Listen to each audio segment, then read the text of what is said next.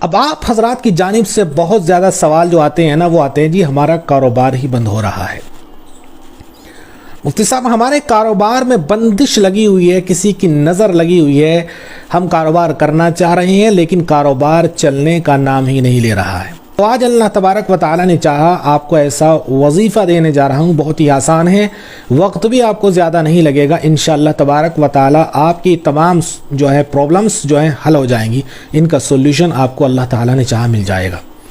لیکن اس سے پہلے میں آپ کو بتانا یہ چاہتا ہوں کہ انسان پر یہ تمام چیزیں کیوں آتی ہیں؟ گناہوں کی وجہ سے آتی ہیں۔ جب انسان گناہ کرتا ہے تو وہ نامہ اعمال اللہ تبارک و تعالیٰ کی بارگاہ میں پہنچتے ہیں، اور جب نامہ اعمال اللہ تبارک و تعالیٰ کی بارگاہ میں پہنچتے ہیں تو اللہ رب العزت اس وجہ سے اس بندے کے رزق میں کمی کر دیتے ہیں، فرشتوں کو حکم دیتے ہیں کہ اس بندے کے رزق میں کم کر دیا جائے۔ اب جو اللہ تبارک و تعالیٰ کے فرشتے ہیں جو آپ کی فصلوں پر گھوم رہے ہیں، آپ کے آفس میں ترقی اور یعنی جو اسباب پیدا کر رہے ہیں فرشتے، وہ فرشتے ویسے ہی اللہ کے حکم سے اسباب پیدا کرتے ہیں، اور اسی وجہ سے آپ ترقی کی طرف اور تنزلی کی طرف پہنچتے ہیں۔ اگر آپ گناہ کر رہے ہیں تو آپ ترقی نہیں پکڑیں گے بلکہ تنزلی کی طرف پہنچیں گے، آپ ڈاؤن ہوں گے، آپ کی لائف ڈاؤن ہوگی۔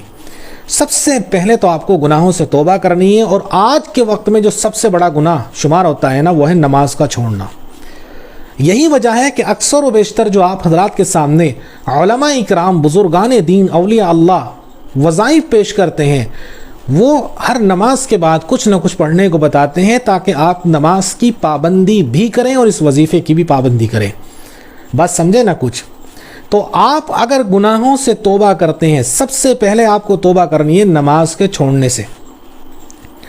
نماز کے چھوڑنے سے آپ توبہ کیجئے گا، انشاءاللہ تبارک و تعالی اللہ تعالی نے چاہا آپ ترقی پر پہنچیں گے۔ دوسری چیز آپ کو توبہ کرنی ہے نماز کو غفلت پڑھنے سے۔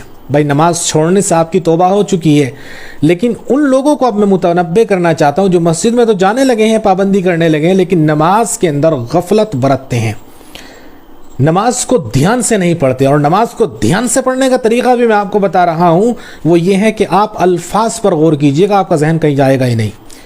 مان لیجیے الحمدللہ رب العالمین آپ کو پڑھنی ہے تو الف پر غور کیجئے گا، لام پر غور کیجئے گا، ہا پر غور کیجئے گا، میم پر غور کیجئے گا، دال پر غور کیجئے گا، الحمد ہو گیا، ٹھیک ہے نا؟ آپ کا ذہن کہیں جائے گا نہیں، اور پھر دھیرے دھیرے جو ہے اللہ کی طرف ایسے ہی ذہن جانے لگے گا۔ اللہ مجھے بھی توفیق دے، آپ کو بھی توفیق دے۔ نماز صورتاً تو آپ پڑھتے ہیں لیکن نماز معناً آپ نہیں پڑھتے ہیں، دھیان آپ کا کہیں اور ہے، حساب میں لگے ہوئے ہیں، دیگر کاموں میں پریشانیوں میں لگے ہوئے ہیں۔ اور تیسرا کام آپ کو یہ کرنا ہے، ہر نماز کے بعد آپ میرے بھائیوں کو اللہم اکفنی بحلالک عن حرامک واغننی بفضلک عمن سواک کل 3 مرتبہ پڑھ لینی ہے، یا 7 مرتبہ پڑھ لینی ہے، یا 9 مرتبہ پڑھ لینی ہے، یا 11 مرتبہ پڑھ لینی ہے، یعنی تا قعدت 3 کے اوپر 2 مرتبہ اضافہ کرتے جائے، جہاں تک آپ مطمئن ہو، جو آپ کو اچھا لگے، جتنی تعداد آپ کو اچھی لگے اتنی پڑھ لیں۔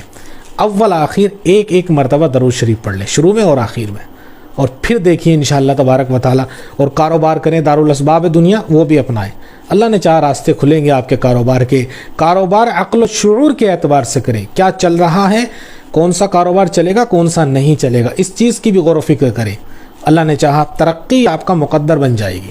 اور یہ بھی یاد رکھیں ہمیں دنیا ہی میں نہیں رہنا، اللہ تبارک و تعالیٰ کے پاس بھی جانا ہے۔ نماز آپ کو پڑھنی ہے اس نیت کے ساتھ کہ اللہ کا حکم ہے، اللہ کو راضی کرنا ہے، اس نیت سے نہیں کہ میرے پاس بہت سارا پیسہ آ جائے، پھر آپ کی نماز جو ہے صرف پیسہ ہی لائے گی، قیامت میں کوئی ثواب نہیں ملے گا اس کا۔ اللہ عمل کی توفیق دے، آمین۔ السلام علیکم ورحمۃ اللہ۔